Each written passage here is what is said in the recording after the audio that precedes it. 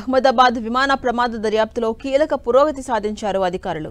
విమానానికి సంబంధించి black box లోని డేటాను aircraft accident investigation bureau అధికారులు రికవరీ చేశారు. Cockpit data recorder, flight data రికార్డర్ల డేటా రికవరీ చేసిన ఏఏఐబి అధికారులు సివిఆర్, ఎఫ్టీఆర్ డేటాను విశ్లేషిస్తున్నారు. బ్లాక్ బాక్స్ నుంచి క్రాష్ ప్రొటెక్షన్ మాడ్యూల్ను సురక్షితంగా రిట్రీవ్ చేశారు.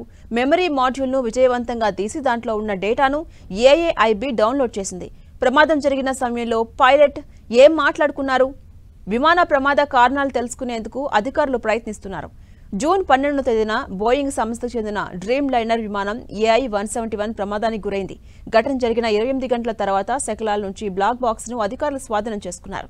జూన్ 13, 16 తేదీల్లో విమానంలోని సివిఆర్, ఎఫ్టీఆర్ ను స్వాధీనం చేసుకున్న అధికారులు జూన్ 24న బ్లాక్ బాక్స్ ను ఢిల్లీకి తరలించారు.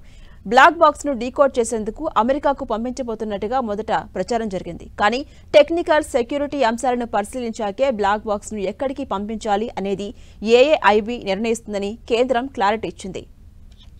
అయితే ఈ ఆప్షన్స్ ను పరిశీలించిన ఏఏఐబి ఇక్కడ దాన్ని విశ్లేషిస్తున్నట్టుగా సమాచారం.